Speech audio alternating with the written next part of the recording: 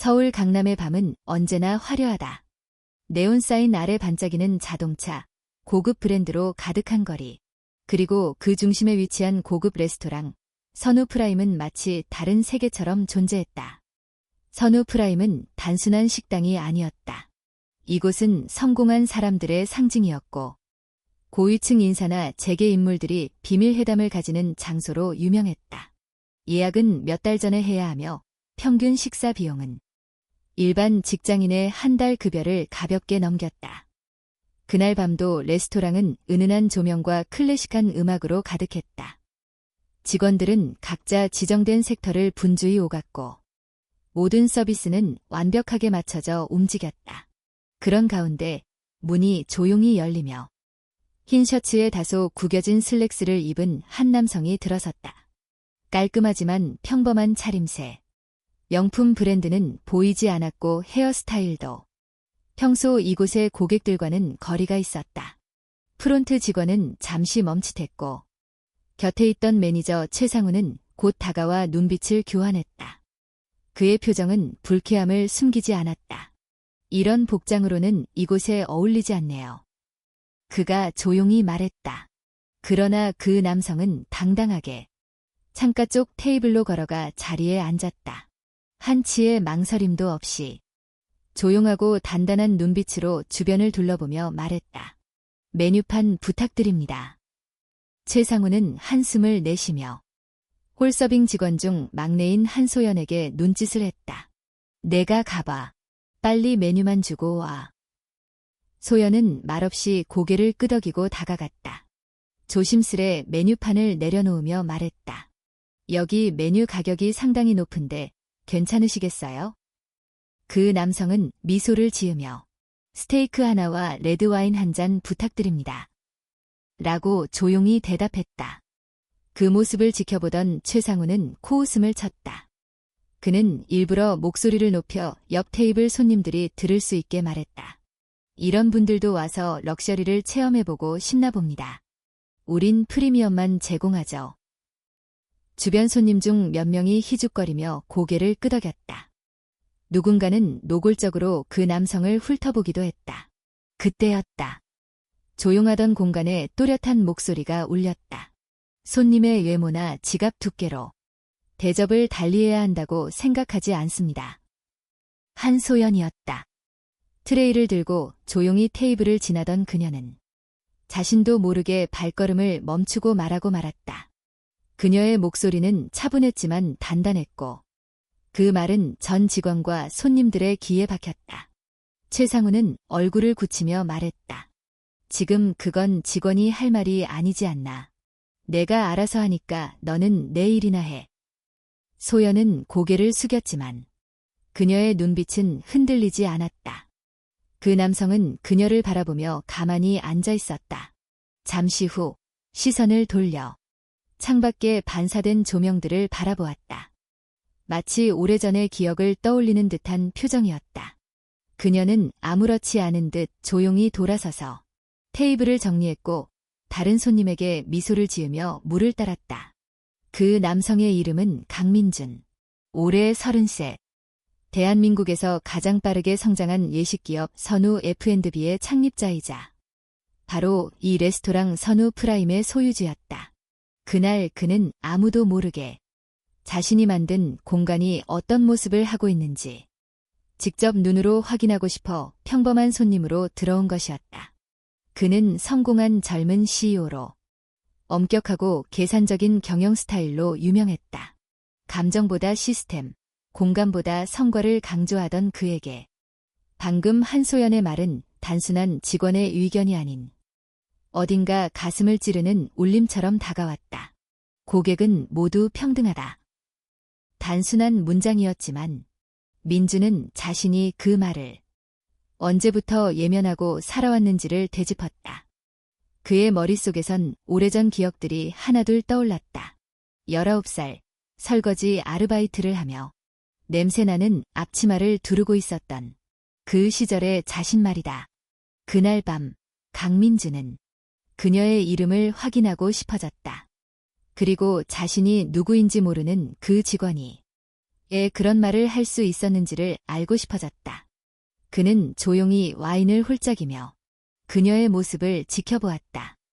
조금 전까지 강한 말로 대응했던 그녀는 이제는 그저 묵묵히 자기 일을 할 뿐이었다. 가식 없는 웃음, 정돈된 머리, 소박한 화장, 그리고 누구보다 빠르게 움직이는 동선. 민주는 마음속 어딘가가 살며시 흔들리는 것을 느꼈다. 그 흔들림은 단지 한 명의 훌륭한 직원에 대한 인상 그 이상이었다. 그건 어떤 기억, 혹은 양심, 혹은 오래전 잊고 있던 진심이었는지도 몰랐다.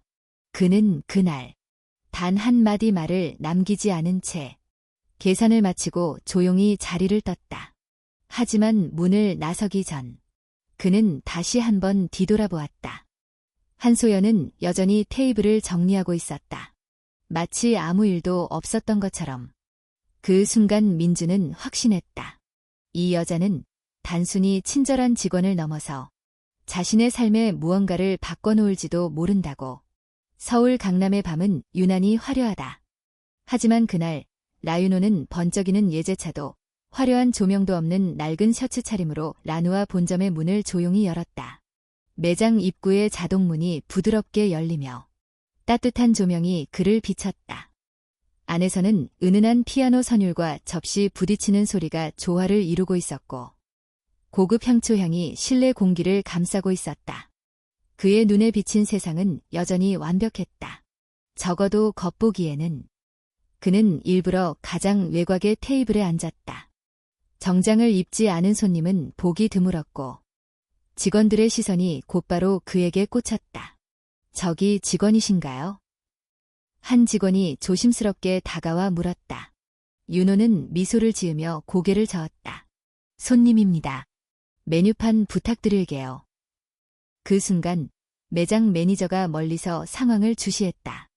그는 이방인처럼 보이는 윤호의 모습을 보고 인상을 찌푸렸다. 정장도 안 입고 와선 오늘 또 문제 생기겠네. 그는 한 직원에게 지시했다.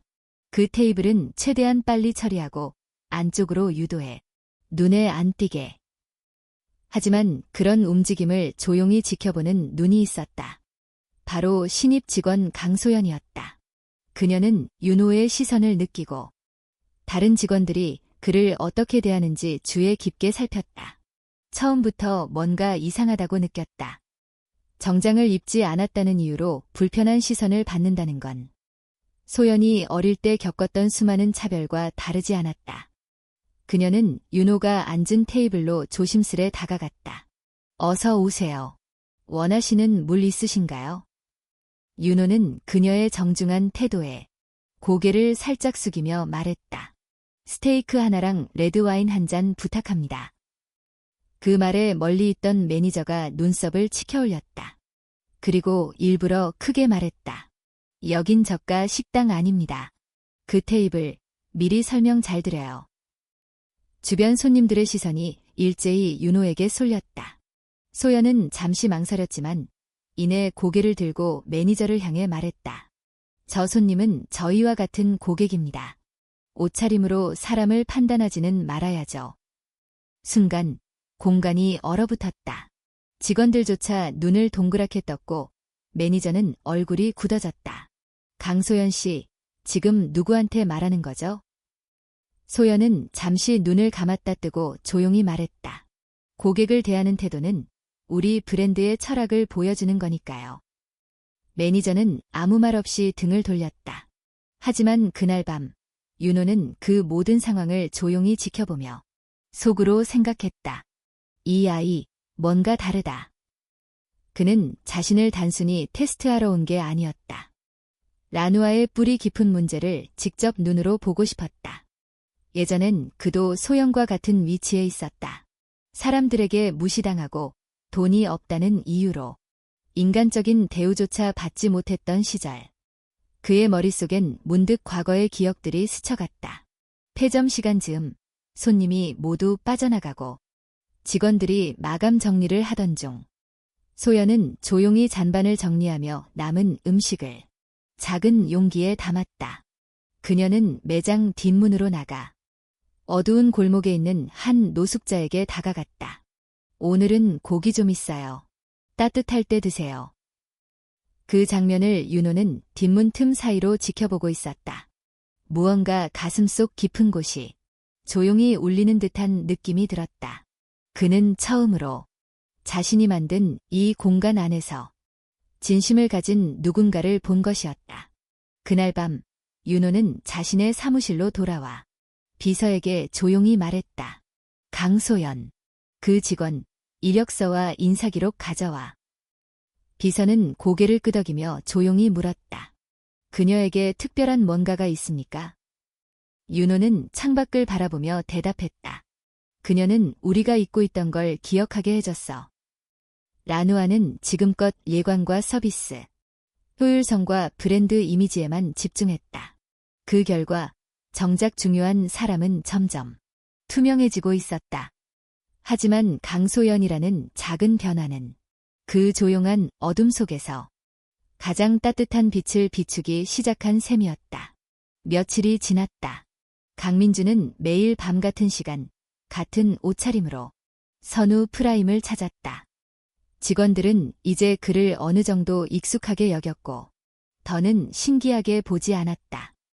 그저 또 하나의 조용한 손님일 뿐이었다. 하지만 그는 단지 식사를 하러 온 것이 아니었다. 그의 시선은 매번 자연스럽게 한소연을 따라갔다. 그녀가 어떤 손님을 대하는지, 누구에게 먼저 다가가는지, 어떨 때 웃고 어떨 때 침묵하는지를 하나하나 지켜보며 머릿속에 새겼다. 그녀는 항상 정해진 시간보다 먼저 출근했고 마감 시간 이후까지 홀에 남아 조용히 테이블을 정리하거나 뒤처리를 도왔다.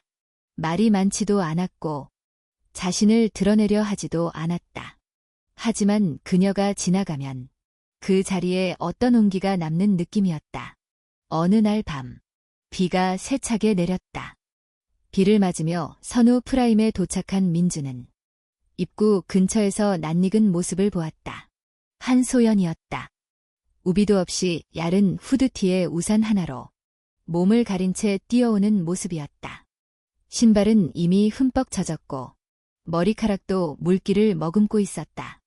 그녀는 로비에 들어서자마자 작은 숨을 고르며 물을 털었다. 하지만 얼굴엔 불평 하나 없이 조용히 복장을 정리하고 뒤를 확인하곤 바로 업무에 투입되었다. 민주는 그 모습을 유리창 안에서 그저 지켜보았다. 그날 밤, 홀에 손님이 드물었고 전체 분위기는 한산했다. 민주는 늘 앉던 자리에서 메뉴를 펼치며 물었다. 오늘도 근무하시네요. 비가 많이 오던데 힘드시진 않았어요? 소연은 놀란 듯 눈을 들었다가 조용히 웃었다. 비가 많이 와도 오히려 이런 날엔 따뜻한 식사하러 오는 손님들을 더 잘 챙겨야 한다는 생각이 들어요. 그 말에 민주는 숟가락을 손에 쥔 채 멈칫했다. 자신이었다면 이런 비 오는 날 누구보다 먼저 퇴근했을 것이다. 잠시 후 그는 자신도 모르게 소연 씨는 평소에도 이렇게 모든 일을 진심으로 대하세요? 라고 물었다. 그녀는 잠시 생각에 잠긴 듯하다가 고개를 끄덕였다. 그게 당연하다고 생각했어요. 어릴 때부터 그랬고 지금도 별로 특별한 이유는 없어요. 그때 민주는 자신이 잊고 있던 기억 속 누군가의 얼굴이 떠올랐다. 어릴 적 어머니는 시장에서 생선을 팔았다. 그는 시장통 골목에서 얼굴이 검게 그을린 채 엄마의 빈 박스를 나르곤 했다. 어머니는 항상 말했다. 아무리 힘들어도 남한테는 따뜻하게 대해라. 그건 배운 사람만 할 수 있는 거야. 그 말을 들으며 자랐던 그가 언제부터 사람을 성과표로 판단하고 정장을 입은 사람만 중요하다고 생각하게 되었을까? 민주는 문득 자신이 만들어온 제국의 시스템 안에서 얼마나 많은 사람들의 진심이 누락되어 왔는지를 돌아보게 되었다. 그날 밤, 그는 오랜만에 운전기사를 부르지 않고 직접 운전대를 잡았다. 비 내리는 서울의 도로 위에서 그는 무작정 차를 몰았다. 도착한 곳은 한적한 주택가의 오래된 골목. 그는 차를 세우고 구글맵에 적힌 주소를 확인했다. 그곳은 한소연의 거주지였다. 며칠 전 그는 자신의 개인 비서를 통해 선우 프라임 직원의 인사기록을 열람했다. 평소에는 하지 않았던 일이다. 하지만 그날 이후 그는 단순한 궁금증을 넘어 그녀가 어떻게 이토록 다정한 사람이 되었는지 알고 싶었다. 골목 끝 허름한 다세대 주택 앞에 도착한 민주는 차에서 내려 주변을 둘러봤다. 조용했다. 창문 틈 사이로 희미한 불빛과 함께 책상 앞에 앉아있는 소년의 모습이 보였다. 그 옆 작은 주방에서 무언가를 끓이고 있는 실루엣. 분명 소연이었다. 좁고 낡은 공간. 하지만 그 안엔 따뜻한 기운이 감돌았다. 민주는 조용히 뒷걸음질쳐 다시 차에 올랐다. 그리고 처음으로 그녀가 자신과 같은 시간을 살아가는 사람이 아니라는 걸 실감했다. 그녀는 단지 직원 중 하나가 아니라 자신이 오랫동안 예면해왔던 세상의 거울이었다. 그녀가 힘들게 벌어 어린 동생의 약값을 대고 하루도 빠짐없이 일하며 불평 한마디 하지 않는 이유는 누구에게 보이기 위한 것도 칭찬받기 위한 것도 아니었다. 그건 그녀의 방식이었다. 세상을 대하는 가장 순수한 방식. 민주는 조용히 엔진을 켰다. 그날 밤 그는 처음으로 회사의 메일함이 아닌 자신의 다이어리에 짧은 문장을 적었다. 진심은 외면당해도 결국 누군가의 마음을 울린다. 강민주는 그날 이후로도 매일 선우 프라임을 찾았다. 직접 운영 중인 여러 사업들을 잠시 비서진에게 맡기고 자신은 오직 한소연과 선우 프라임이 내부 분위기를 지켜보는 데 집중하고 있었다. 그는 더 이상 단순한 관찰자가 아니었다. 자신도 모르게 소연의 삶을 이해하고 싶어졌고 이 공간이 그녀에게 어떤 의미인지 알고 싶어졌다. 하지만 그런 민준의 반복적인 방문은 결국 누군가의 의심을 불러일으켰다. 매니저 최상우는 며칠 전부터 강민준과 소연 사이에 짧은 대화들, 서로를 향한 눈빛, 그리고 그가 앉는 고정된 자리에 불편함을 느끼고 있었다. 처음엔 그냥 특별한 관심 없는 단골 손님 정도로 넘겼다. 하지만 민준의 옷차림, 태도, 그리고 소연의 반응까지 하나하나가 점점 더 눈에 거슬렸다. 그날도 어김없이 민준은 창가 자리에서 식사를 하고 있었다. 소연은 와인을 따라주고 조용히 물러났다. 그 순간 최상우는 은지와 낮은 목소리로 속삭였다. 너 소연이랑 같이 근무 많이 했잖아. 그 손님이랑 자주 얘기하던데 혹시 둘이 사적인 관계 있는 거 아냐? 은지는 기다렸다는 듯 얄밉게 웃었다. 글쎄요. 저도 자주 눈에 띄더라고. 소연 언니, 요즘 일 끝나고 어디 가는지도 모르고. 그는 고개를 끄덕이며 혼잣말처럼 말했다. 이건 좀 정리가 필요하겠는데. 며칠 뒤, 소연이 퇴근하려던 늦은 밤, 최상우는 그녀를 사무실로 불렀다. 사무실엔 은지도 함께 앉아 있었다. 소연은 다소 당황했지만 차분히 자리에 앉았다. 소연 씨. 최상우는 서류 몇 장을 그녀 앞에 내려놓으며 말했다.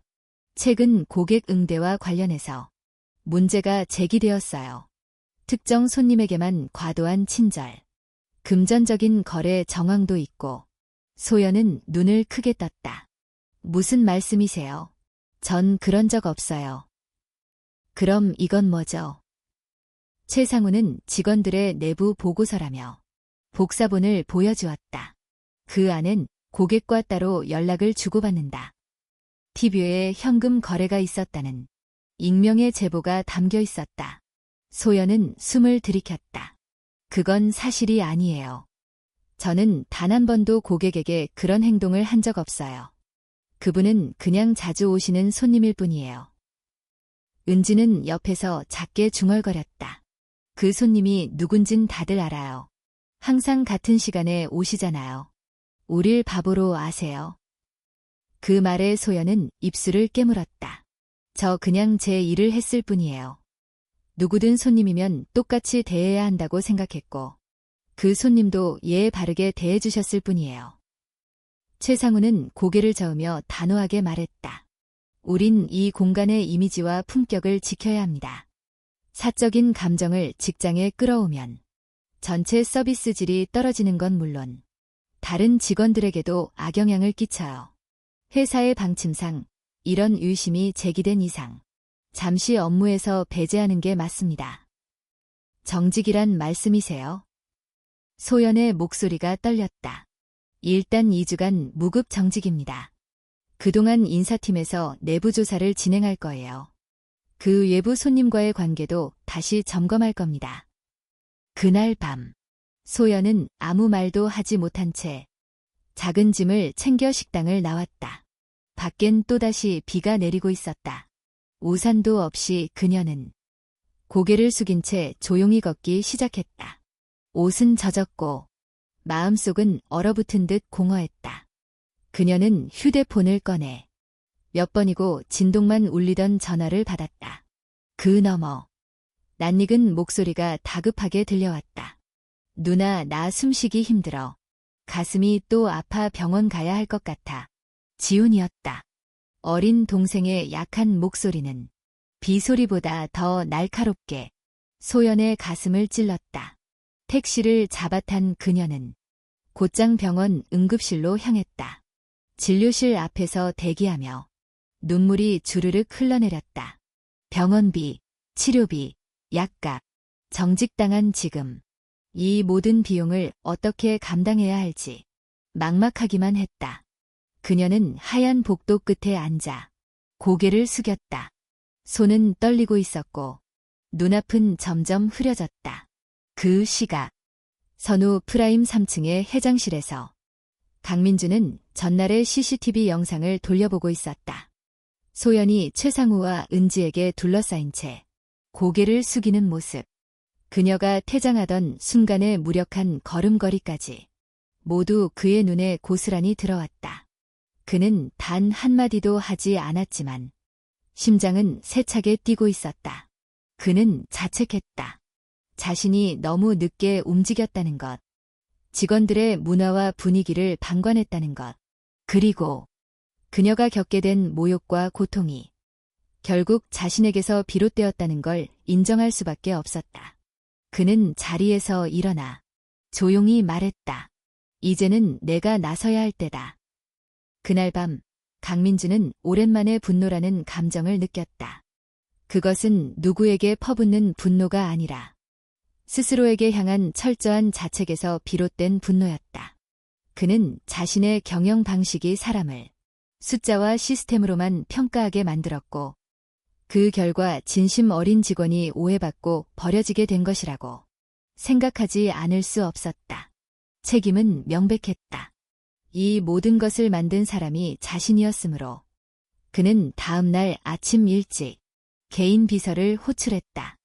인사팀을 통해 한소연 씨의 인사 파일, 그리고 그녀의 최근 6개월간 평가서와 직원 내부 보고 기록들을 모두 확보해줘. 아무한테도 알리지 말고. 비서는 당황했지만 민준의 목소리는 평소보다 더 냉정하고 조용했다. 그리고 지난달 내부 고충 처리 시스템에 접수된 익명 제보 전부 가져와. 지시를 내린 후 민준은 다시 사무실로 돌아가 책상 위에 놓인 서류 더미를 천천히 훑기 시작했다. 소연의 평가서에는 성실, 친절함, 고객 응대 우수라는 문장이 반복되었다. 그녀는 항상 긍정적인 피드백을 받았고 동료 직원들 사이에서도 신뢰를 얻고 있었던 인물이었다. 그런데도 이번 익명 보고에는 감정 개입, 과도한 고객 응대, 예부 접촉 의심, 같은 애매하고 근거 없는 문장들만 가득했다. 그리고 문제의 시작이 된 제보자는 이름 없이 입력된 계정 하나였다. 그가 직접 시스템에 접속해 로그를 추적해보니 제보가 접수된 시간, 근무 중이던 사람은 딱 2명뿐이었다. 최상우와 박은지, 민주는 눈을 감았다. 그들은 직급상으로 보면 중간 관리자일 뿐이었지만 현장 분위기를 좌우할 수 있는 영향력을 가지고 있었다. 그는 바로 효의를 소집하지 않았다. 대신 조용히 자신이 할 수 있는 방식으로 먼저 움직이기로 했다. 그날 오후, 민주는 검은 외투를 걸치고 조용히 병원으로 향했다. 그가 받은 내부 자료에는 한소연의 동생이 입원한 병원의 정보가 있었다. 응급병동 복도 끝, 창가에 앉아있는 소연의 모습을 그는 멀리서 발견했다. 그녀는 한 손으로 머리를 감싸고 있었고 다른 손으로는 작은 약 봉투를 쥐고 있었다. 그 얼굴엔 피곤함과 불안, 그리고 약간의 절망이 담겨 있었다. 민주는 병원 접수처로 가 익명 기부자 자격으로 소아 심장과 치료비 전액을 결제했다. 해당 환자는 계속 치료가 필요합니다. 향후 치료비와 입원비 전액을 한 달 단위로 자동 이체해주세요. 그리고 작은 메모 한 장을 봉투에 넣었다.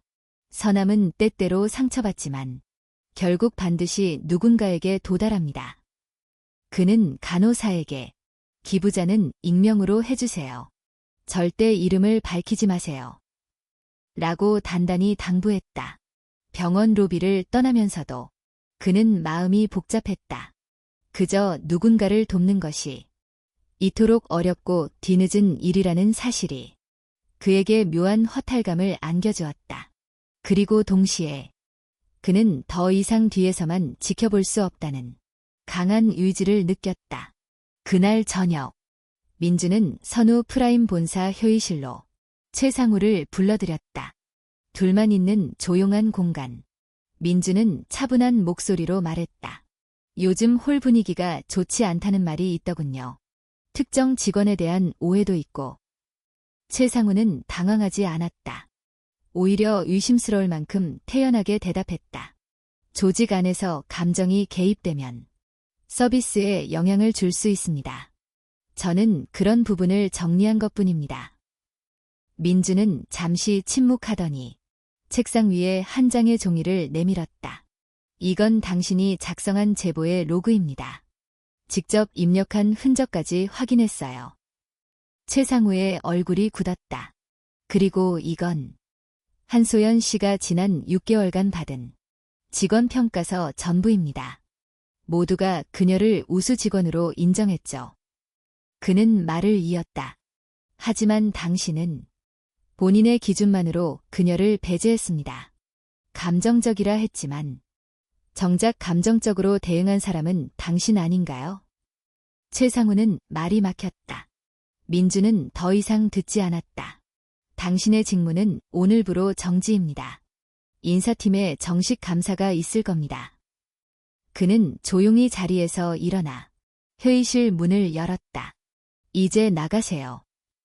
최상우는 고개를 숙이고 천천히 문 밖으로 걸어 나갔다. 민주는 홀로 남은 회의실에서 창밖 야경을 바라보았다. 그리고 혼잣말처럼 말했다. 이제부터는 진심을 시스템 안에 담을 수 있어야 한다. 며칠 후 선우 프라임 본사에서는 정기 직원 간담회라는 이름으로 전 직원 대상의 특별 미팅이 예정되었다. 본사 회장실에서 내려온 공문에는 중요한 운영 방향성과 내부 평가 결과 공유라는 간단한 설명만이 적혀 있었다. 직원들은 평소와 다른 긴장감에 조금씩 수군거리기 시작했다. 일부는 최근 최상우 매니저가 갑작스럽게 자취를 감춘 사실을 언급했고, 또 어떤 이들은 혹시 인사 개편이 있지 않을까 하고 예측했다. 한소연은 연락을 받은 순간 망설였다. 정직 처분 중인 자신에게 이런 자리에 참석하라는 것이 무슨 의미인지 알 수 없었다. 하지만 초청장은 분명 전 직원 참석 필수라고 적혀 있었고 소연의 이름도 수신자 명단에 포함되어 있었다. 회의 당일 본사 회의실은 평소보다 훨씬 더 차분하고 정제된 분위기였다. 중앙 무대 앞에는 하얀 스크린이 설치되어 있었고 직원들은 이름표가 붙은 자리에 질서 있게 앉아 있었다. 소연은 조용히 가장 뒤편 자리에 앉았다. 익숙한 얼굴들이었지만 그 누구도 그녀에게 말을 걸지 않았다. 그리고 회의 시작 시간이 되자 강민준이 회의실 앞쪽으로 조용히 걸어 들어왔다. 그는 정장을 입고 있었고 평소 손님으로 왔을 때와는 전혀 다른 아우라를 풍기고 있었다. 순간 회의실 안의 모든 직원들이 일제히 술렁이기 시작했다. 누군가가 속삭였다. 저 사람 그 손님 아니야. 항상 창가 자리에 앉던 민주는 단상 위에 올라서 조용히 마이크를 들었다. 안녕하세요. 선우 F&B 대표이사 강민준입니다. 그 한마디로 모든 공간은 침묵에 휩싸였다. 누군가는 숨을 삼켰고 누군가는 눈을 크게 떴다. 민주는 담담하게 말을 이었다. 며칠 전 저는 손님이 아닌 직원들의 입장에서 선우 프라임이 어떤 곳인지 직접 보고 느끼고 싶었습니다. 그래서 아무에게도 알리지 않고 평범한 손님으로 들어왔고 그 과정에서 아주 중요한 사실을 알게 되었습니다. 그는 시선을 돌려 뒷자리에 앉은 한소연을 바라보았다. 여기 계신 한소연 씨. 그 누구보다 고객을 진심으로 대하고 회사와 팀에 긍정적인 영향을 준 분입니다. 회의실 곳곳에서 조용한 웅성임이 일었다. 그러나 그런 분이 정당한 이유 없이 정직 처분을 받았고 심지어 익명 제보라는 이름 아래 사실과 다른 비방에 노출되었습니다. 그는 조용히 숨을 골랐다. 제가 직접 조사했고 그 과정에서 일부 관리자의 권한 남용이 발견되었습니다. 관련자는 인사 조치했으며 앞으로도 어떤 형태의 감정적 평가나 권력 남용이 직원에게 향하는 일은 없을 것입니다. 민주는 스크린을 가리켰다. 거기엔 새로운 조직 문화 선언문이라는 제목이 적혀 있었고 그 아래엔 정직, 공정, 인간 존중이라는 세 단어가 굵게 쓰여 있었다. 회사는 숫자만으로 운영되지 않습니다. 사람의 마음, 태도, 그리고 진심이 우리를 진짜 브랜드로 만듭니다. 그는 다시 소연을 향해 고개를 돌렸다. 한소연 씨는 오늘부로 복구하며 앞으로 고객 경험 개선팀의 리더로 임명됩니다. 직접 팀을 꾸리고 선우 프라이미 서비스 방향을 새롭게 설계할 수 있는 권한을 부여하겠습니다. 회의실 안은 일순정적이 흐른 후 작은 박수 소리로 채워지기 시작했다. 처음엔 몇 명뿐이었지만 곧 점점 많은 직원들이 박수를 보내기 시작했다. 누군가는 진심 어린 눈빛으로, 누군가는 머쓱하게 웃으며 그녀를 바라보았다. 한소연은 자리에 앉은 채 두 손을 무릎 위에 가지런히 모은 채 고개를 숙였다. 눈앞이 흐릿해졌고 심장이 세차게 뛰었다. 그녀는 어떤 말도 하지 않았지만 그 자리에 있다는 것 자체가 그녀에게 큰 위로였다. 그날 회의가 끝난 후 직원들은 하나둘 그녀에게 다가와 말을 걸기 시작했다. 소연 씨, 미안했어요. 그땐 상황을 제대로 몰랐어요. 진짜 대단해요. 어떻게 그렇게 묵묵히 버텼어요? 그녀는 그저 고개를 끄덕이며 웃었다. 그 웃음은 예전보다 조금 더 단단했고 조금 더 깊었다. 회의실 한쪽에서 강민주는 조용히 그 모습을 지켜보고 있었다. 그는 더 이상 그녀를 관찰하는 손님이 아니었고 단지 회장도 아니었다. 그는 이제 한 사람의 진심 앞에 배우고 성장해가는 사람일 뿐이었다. 그날 저녁 그는 다이어리를 꺼내 한 줄을 적었다. 진심을 알아보는데 늦은 건 없었다.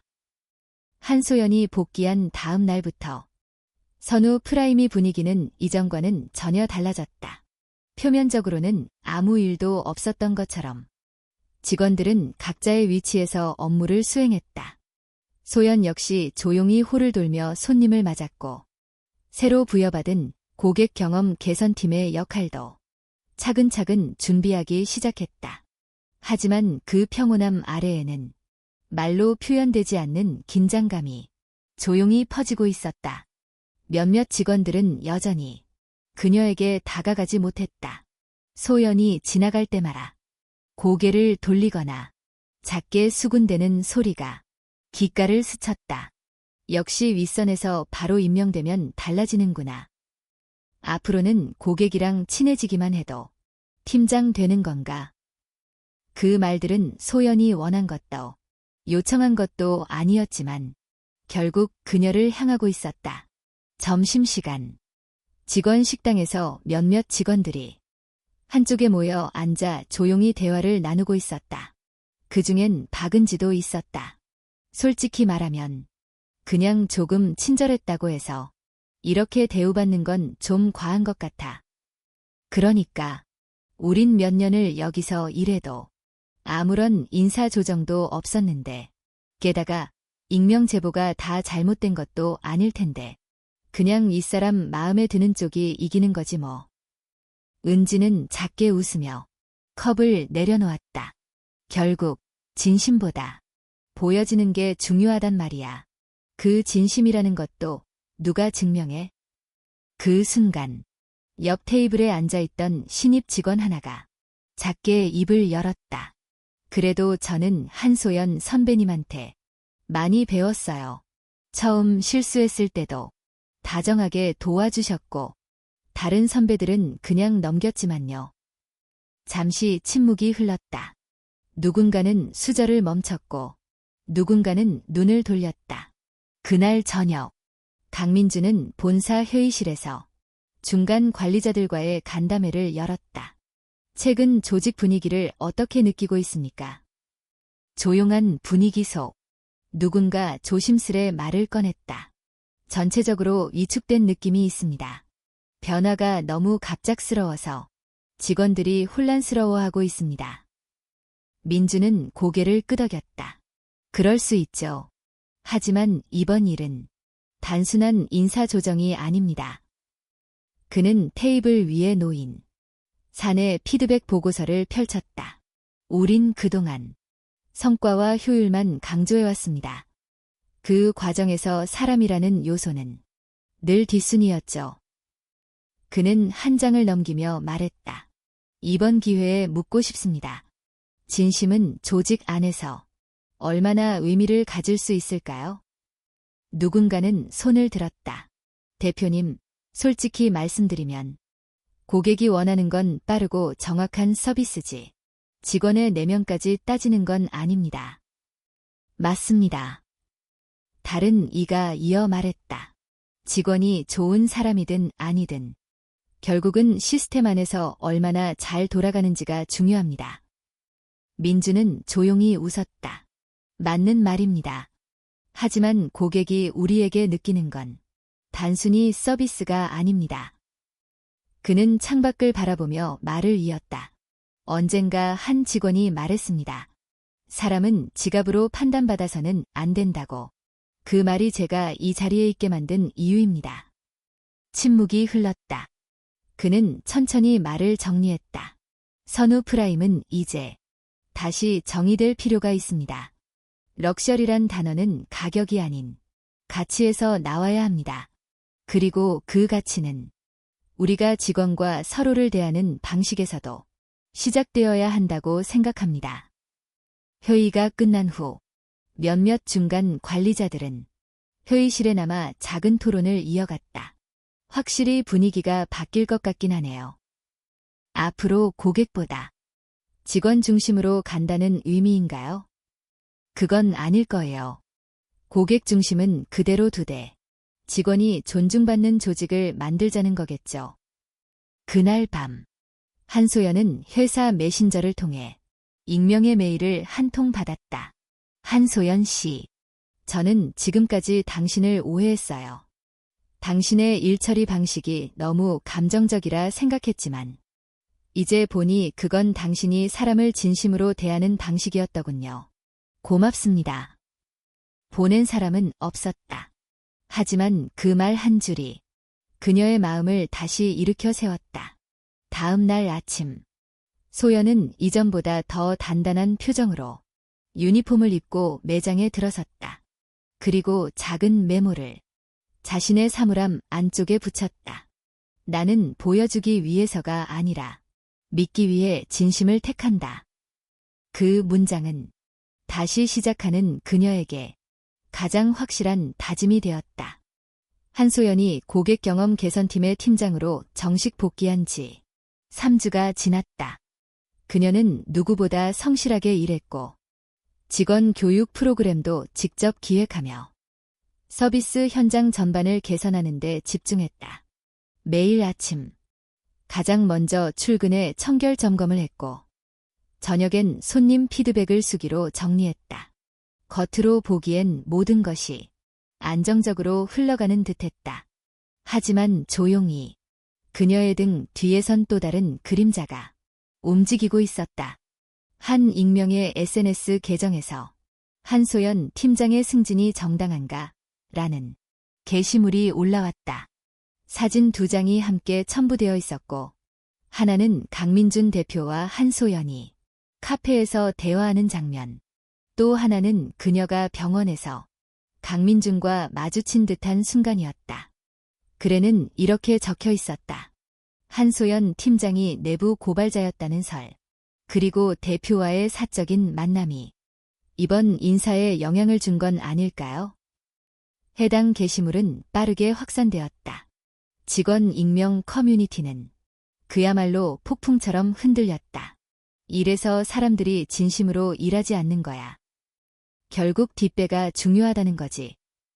대표가 직접 챙긴 사람이라면 우리 같은 평범한 직원은 어디에 기대야 하지. 그 누구도 사실을 확인하지 않았지만 이미 시선은 기울기 시작했다. 그날 저녁, 소연은 퇴근 후 휴대폰을 통해 해당 게시물을 접하게 되었다. 손이 떨렸고 가슴이 답답하게 조여왔다. 또 그녀는 벽에 기대어 한참을 말없이 화면만 바라보았다. 강민준도 곧바로 소식을 접했다.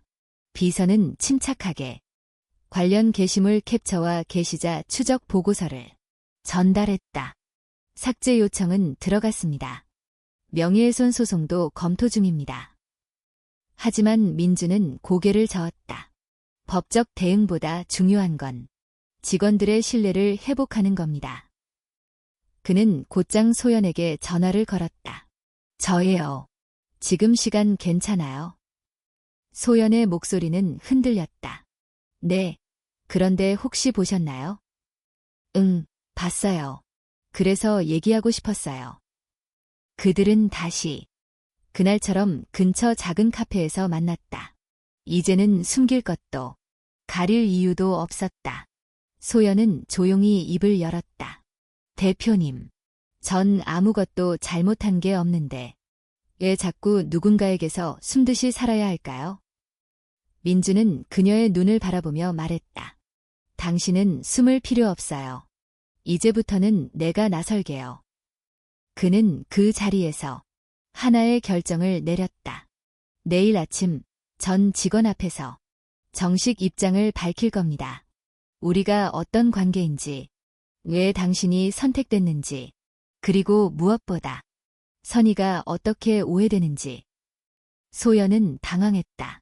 그러면 대표님도 공격받으실 텐데요. 그는 웃으며 말했다. 괜찮아요. 이제는 누군가 앞장서야 다른 사람도 믿음을 회복할 수 있어요. 다음 날 아침, 선우 프라임 본사 로비엔 모든 직원들이 모였다. 강민준은 단상 위에 섰고 뒤에는 한소연이 함께 서 있었다. 그는 조용히 말했다. 최근 내부 게시판과 외부 커뮤니티에서 우리 조직의 신뢰를 흔드는 악의적인 글이 돌고 있습니다. 직원들의 시선이 집중되었다. 해당 글은 사실이 아닙니다. 그리고 저는 오늘 그 오해를 끝내기 위해 이 자리에 섰습니다. 그는 소연을 바라보았다. 한소연 팀장은 개인의 이익이나 인맥으로 승진한 것이 아닙니다. 그녀는 제가 손님으로 위장했을 때 유일하게 저를 사람으로 대해준 직원이었습니다. 그는 말을 이었다. 이 자리에 함께 서달라고 부탁한 건 제가 먼저였습니다. 그리고 어떤 뒷배도 사적인 관계도 존재하지 않습니다. 잠시 침묵. 그는 마지막으로 말했다. 우리는 지금 진심이 통하는 조직으로 나아가고 있습니다. 그리고 그 길엔 누군가의 오해도 선의의 왜곡도 자리할 수 없습니다. 그 말이 끝나자 잠시 정적이 흘렀지만 곧 누군가 박수를 쳤다. 그 박수는 점차 커졌고 회의장은 다시 따뜻한 온기로 채워졌다. 그날 이후 익명 계정은 사라졌고 내부 커뮤니티에도 더 이상 논란은 일지 않았다. 하지만 한소연은 알았다. 진심은 때론 오해받을 수 있다는 걸. 그녀는 마음속으로 하나의 문장을 되새겼다. 진심은 결국 반드시 도착한다. 그게 오늘이 아니더라도. 공식 입장이 발표된 이후 선후 프라이미 분위기는 서서히 달라지기 시작했다. 그동안 속으로만 품고 있던 불만과 의심, 그리고 묵묵히 참아온 감정들이 조금씩 대화라는 형태로 표면 위로 올라오기 시작했다.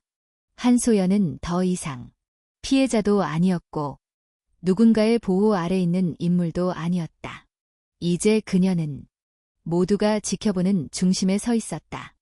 그녀의 첫 번째 과제는 고객 경험 개선팀의 운영 매뉴얼을 전면 수정하는 일이었다.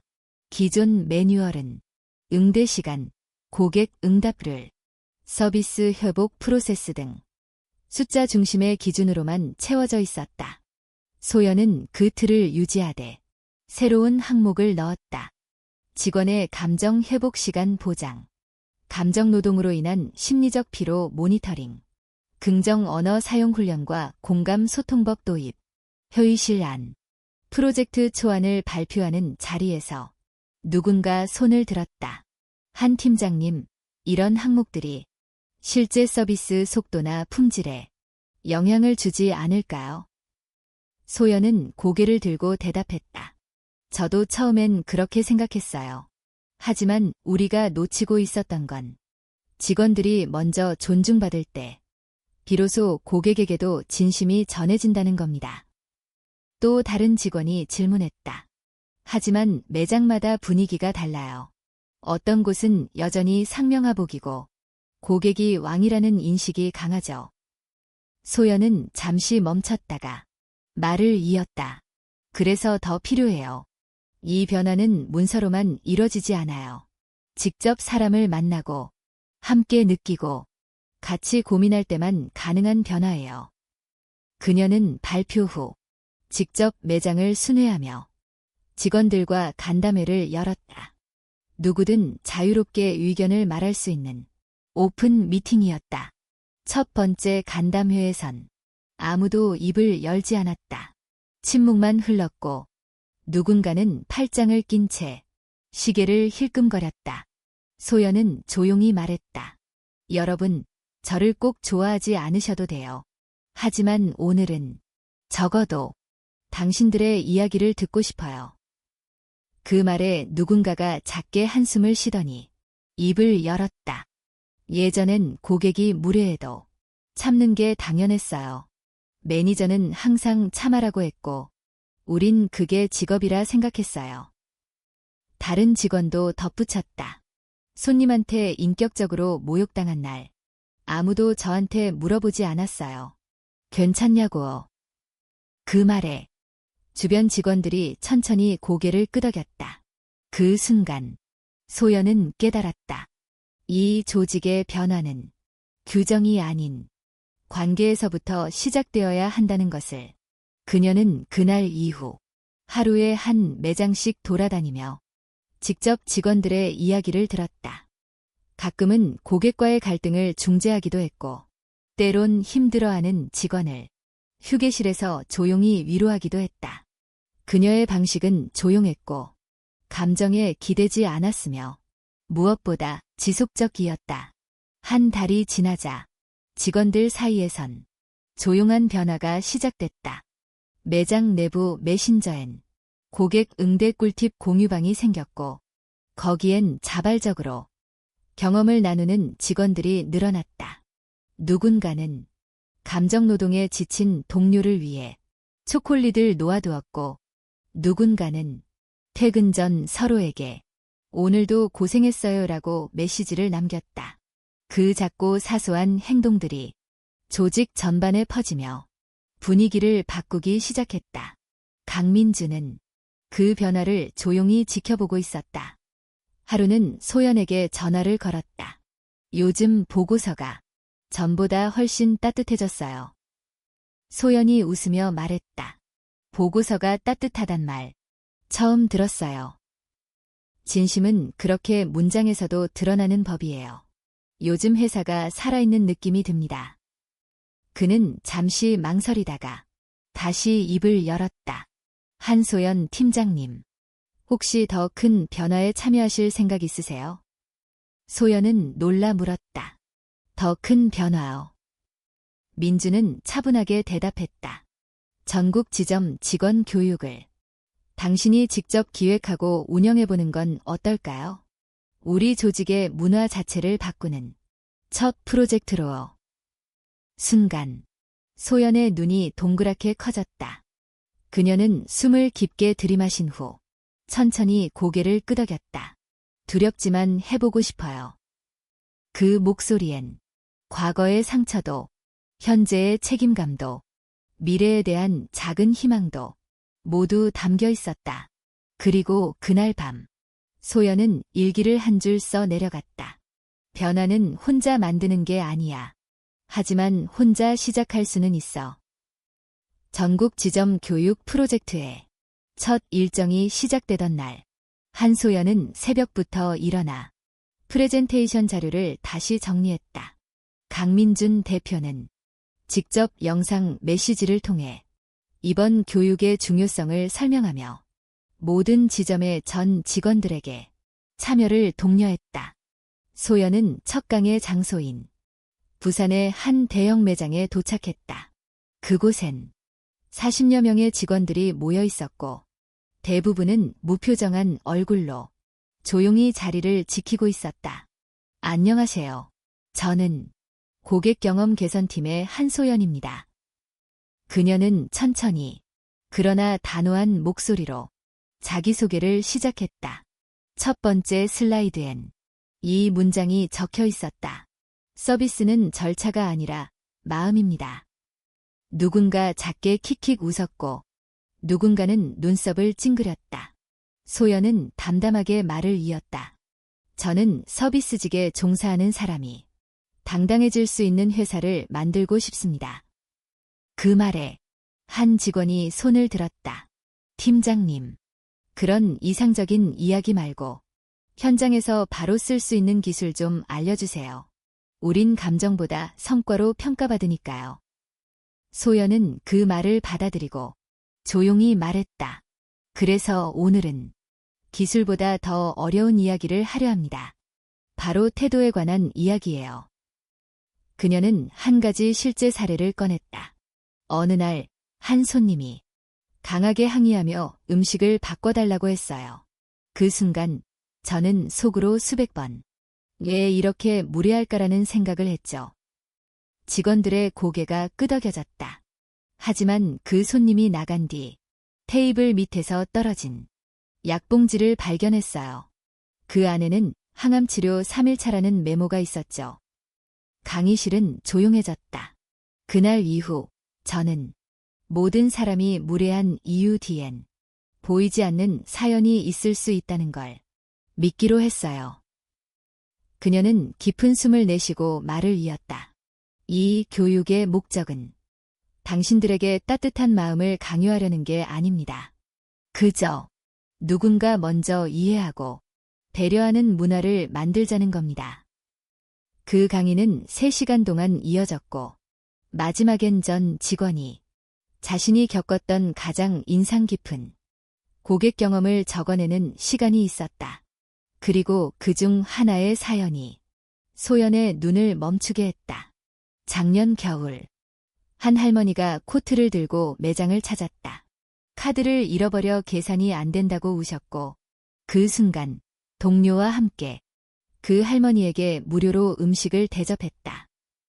나중에 그 할머니가 직접 만든 목도리를 보내오셨고 나는 그걸 아직도 간직하고 있다. 소연은 그 글을 읽으며 작은 미소를 지었다. 그녀는 마이크를 잡고 말했다. 이제 여러분이 만든 이런 경험들이 회사 전역에 퍼질 수 있도록 도와드릴게요. 교육을 마친 후 지점 관리자들은 자발적으로 내부 공유 게시판을 만들었다. 직원들은 손님과의 감동적인 일화를 올렸고 그 이야기는 전국으로 퍼지며 선우 프라임이 내부 문화에 따뜻한 물결을 일으켰다. 한 달 후 서울 본사에서 연례 직원 포럼이 열렸다. 그곳엔 각 지점에서 선발된 직원들과 임원진이 모두 참석했다. 마지막 순서로 한소연이 무대에 올랐다. 그녀는 조용히 무대 중앙에 서서 한 장의 사진을 보여주었다. 작은 자취방.